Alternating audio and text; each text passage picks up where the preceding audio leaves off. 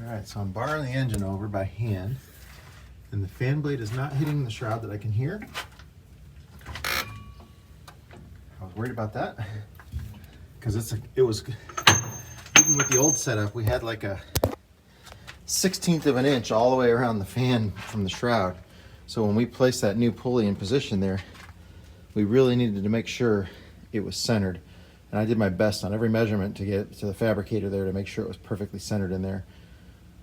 And it is, it's not rubbing. So hopefully when it runs, it won't rub.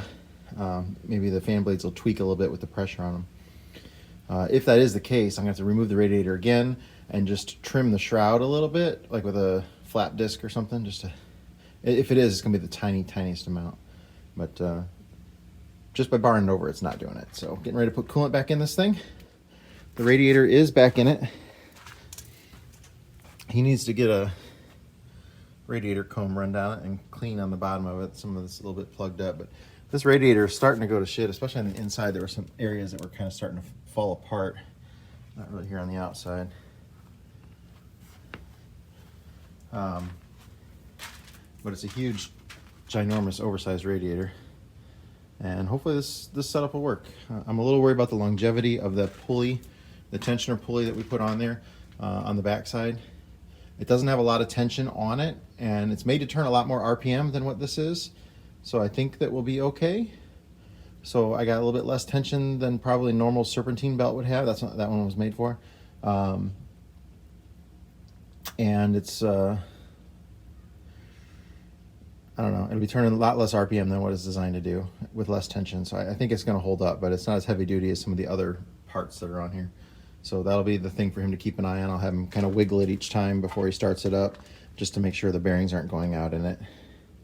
And that can be easily accessed here from this side, so you don't have to pull the radiator out to replace it. So it looks pretty good to me. Yeah, because you can see it clearly right here, and then you can see it good from the other side too. So you got plenty of access to it down there. But get the coolant in it, and we're gonna fire it up and get it going here. Should be good. We're getting ready to start it up. All the coolant's in it. It bled the coolant lines. Changed the coolant filter. We put the final charge, what we put in there. Basically, I think it's got a semi-truck on the cover is usually fine. But then we went to air it up, and we forgot that we removed this air line here. That's what used to go to that. There used to be an air tensioner on there. So that the tension of the belt was created by air pressure on a cylinder. So we got to cap that off before we can do that.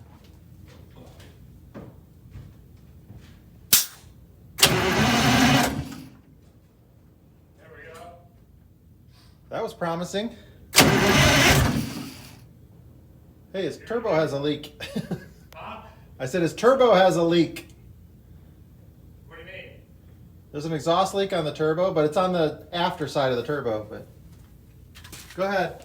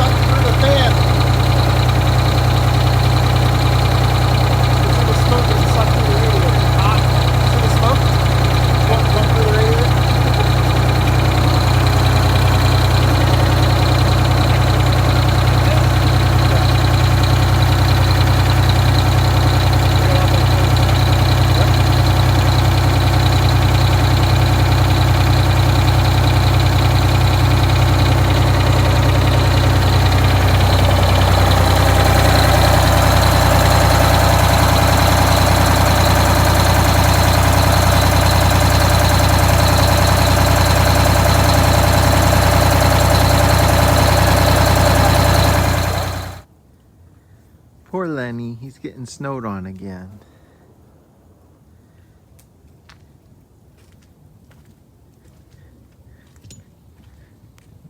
just starting to snow.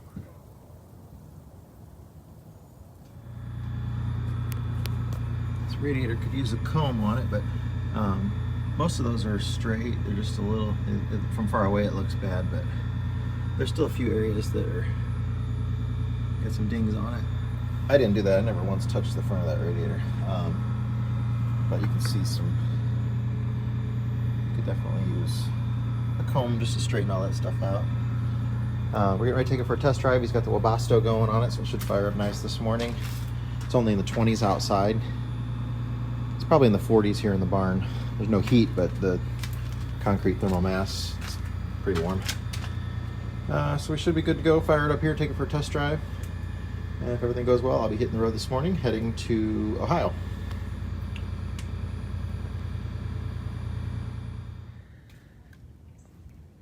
So I got Lenny all moved over. We're still plugged into power here. And we're getting ready to pull Bonnie Blue 2 out for her test drive. And hopefully everything will go well and we'll be on our way to our next stop here in just a little bit.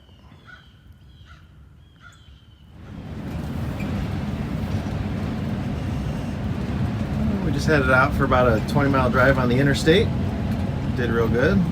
Temperature never went over like 175. We even climbed a big hill there, but it's cool outside, so that's not a good test of cooling ability. But we're just making sure at this point everything holds together nice.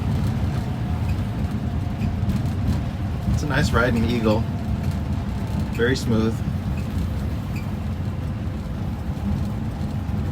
The torsion elastic suspension, it's a nice ride. It's just unfortunately ungodly expensive when it's got to be replaced. You've had yours replaced on here, haven't you? Yeah. Not a cheap job. Not a cheap job at all. And that's what, getting new rods. Yeah. Sometimes you can't get those suckers in. Nope, they're getting harder and harder to come by. Good Lord. I've seen sets of them selling for $10,000 a set.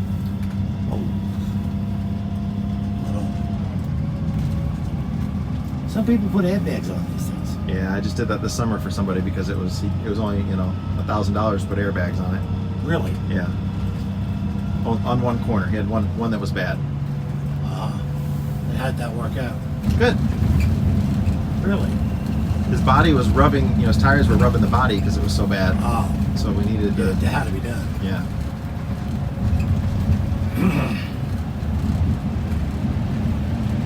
It's hard when a bus is only worth, the bus is worth $10,000-$12,000. Yeah, you gotta spend that kind You got to spend $10,000 to $12,000 just to keep it on the road. Well, Yeah.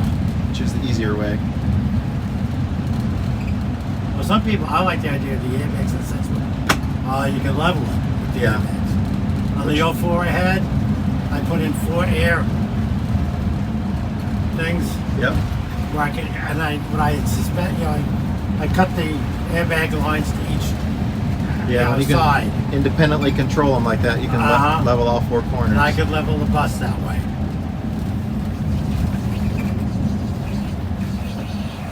Which was handy as heck. Yeah. But see, the funny thing on that, my L4, how the air beams get rotted? Yeah. My air beams were good except one, and I played with it and used JB Weld, sanded it down, JB welded again, sanded it down, put more JB Weld on, put air in it, never leaks again. Oh, wow. When I changed the airbags, I tell you how I changed them all out one night. Yeah. Every one of them were good. I didn't have to add a plate on any of them. Huh. And a lot of them you had to add plates. Yeah, it's a much better ride if you can keep the air beam. Oh yeah, the more air. Yep, it's more dampened, cushioned.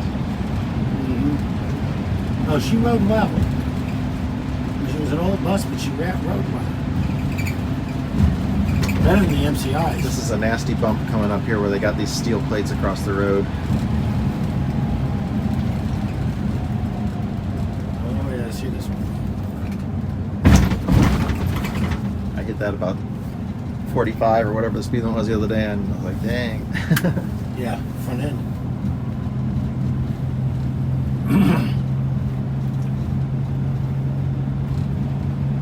This whole area is growing so much. Another bump.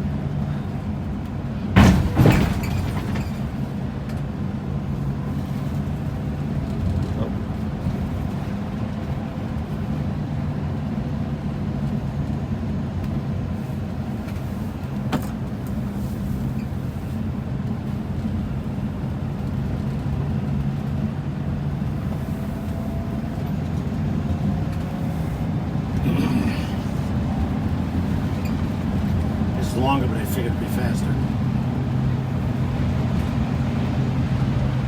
Oh, it also gives it a little better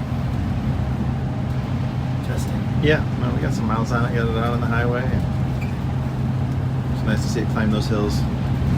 Mm-hmm. It was nice to see it climb the hill.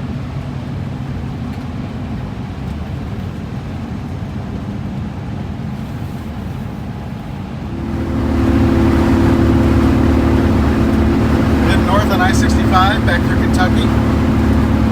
Mile marker 70, so we're about halfway through Kentucky.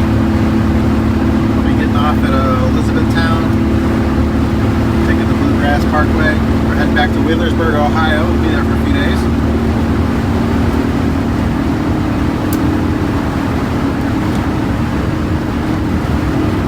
360 camera system's pretty cool. They're all slow as crap.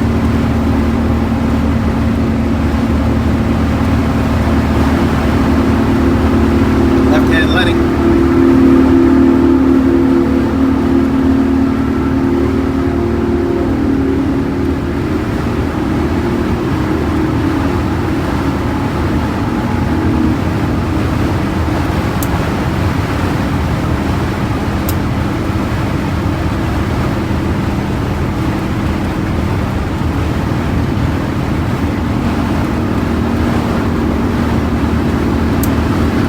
Except pass.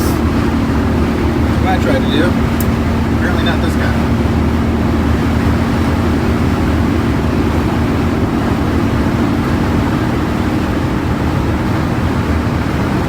He likes the left-hand lane though.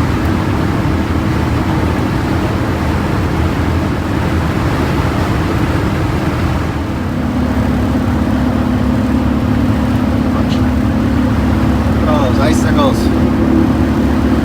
Lenny had nipples, they'd be hard.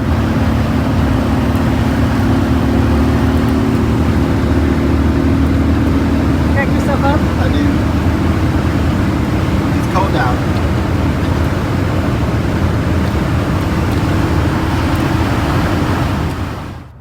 Lenny is stopped for tonight in Moorhead, Kentucky. I think we're about 100 miles away from 80 something. 80 miles away from where we're heading. We're at a Walmart tonight. Gonna go do some shopping.